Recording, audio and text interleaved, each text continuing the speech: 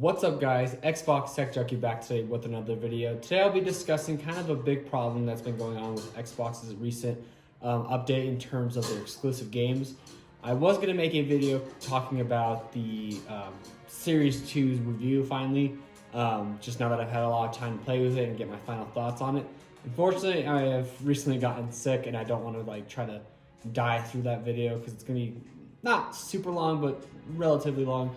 So that video will be saved for next week, but today we'll be talking about Xbox Series X exclusives. Now, recently, Matt Booty, the head of Xbox Game Studios, has come out to say that Xbox Series X in general will not have any sort of exclusives to itself for another year or two. So around 2022 is probably when we'll get Xbox Series X only exclusives.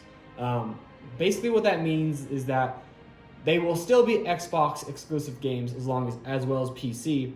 But it also just means that if you are still on an Xbox One, One S, or a One X, you will still be able to go out and buy those games and play them on your current gen console.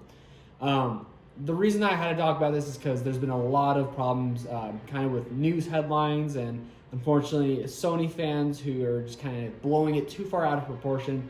And so for people who are either really confused about it or basically for Sony fans who are just trying to make it look like Xbox has no exclusives again, that is not the case. Essentially what Xbox is doing with this is allowing its player fan base who are not ready to upgrade to the next Xbox to still be able to enjoy their games.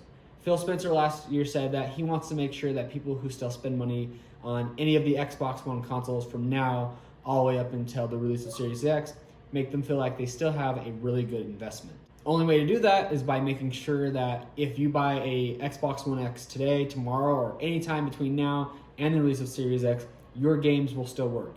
You'll be able to play the new Halo Infinite. You'll be able to play the new, Senua's Hellblade 2 if that game comes out within now in 2022.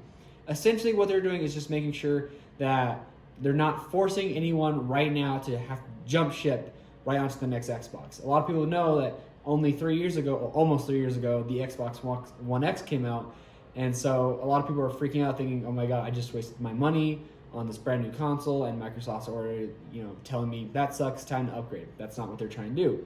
What they're trying to do is make sure, they're giving you options. If you want the best console on the market when it comes out, the Series X will be available. That means you'll get the updated graphics, the ray tracing. You'll get the faster computing powers. You'll get the better loading times. You'll get all the premium style content or features with your game. While on the One X, you'll still get something similar to it, a little slower, a little longer loading screens, but still a really good console. If you're on the One S or the original Xbox One, you're still gonna be able to play the games. You just won't get the big crazy premium features, but you're still able to play them. Now, a lot of people are thinking, well, what would be the point of buying an Xbox Series X? Well, essentially what this allows is the freedom of choice. If you don't want to buy the Series X because you don't see, the big crazy things about 4K, 60 frames per second with ray tracing graphics, shorter load speeds, and all that kind of fun stuff, then Xbox isn't forcing you to. You can still buy a One S or a One X, or if you can find one, an original Xbox One. It's basically just allowing any consumer to have free will over what they want to buy. Now, keep in mind that there's a rumored weaker Xbox Series console coming out, codenamed Project Lockhart. Now, with that console, no one knows currently its specs, its price, what it looks like, or if it's even real. But if it is real, it's supposed to be a lower budget priced Xbox Series than the Series X. That means, it probably will be similar to that of an Xbox One X in terms of specs, or maybe a One S. I don't know if they'll go that low, but if they do, then maybe the price will be somewhere around in the $300 price range. So if you're still looking at, do I want to upgrade to a Series X or do I want to stay with the Xbox One? You also have that, that thin gray area that we don't know if it exists yet, where you can just upgrade to the next generation of Xbox consoles, but still save a lot of money and still get somewhat of an upgrade depending on what console you're on. If you're on an Xbox One X, there can be a good debate between what's the point of going from One X to a Series X. Specs wise, there's a really huge difference. That ray tracing graphics, while it's a small feature to some, it actually makes a lot of difference with game graphics. But like I said, if you're not really gung-ho and crazy on trying to get the best graphics possible and you're okay with, relatively good graphics, which the Xbox One X obviously does. It doesn't do relatively good, as of right now it does amazing graphics with the 4K and the 60 frames. If that's right there is like perfect enough for you, you can definitely still stick with the Xbox One family consoles, but Microsoft is just allowing you that choice. Lastly, games. Now, obviously this whole video has been talking about games, but a lot of people are also concerned that with the games coming out for both Xbox One consoles and the Series X, this means that all the newer games are going to be held back by the previous generation of consoles. I, for one, don't believe that this is true. There's probably a lot of work and a lot of, difficulties that go with making games for multiple different generation of consoles, but I really believe Microsoft is putting in all their support that they can to all the developers that are developing games for both the Series X and the Xbox One consoles. And I think it'll be almost similar to what they did with the One X and then the One S.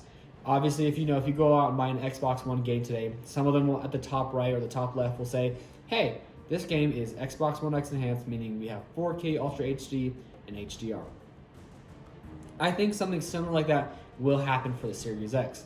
I don't know for sure how they're going to do it. If you'll go into a store, if now instead of saying Xbox One, it'll just say Xbox, and then on the bottom will say Xbox Series X enhanced, 4K, 60 frames, blah blah blah blah.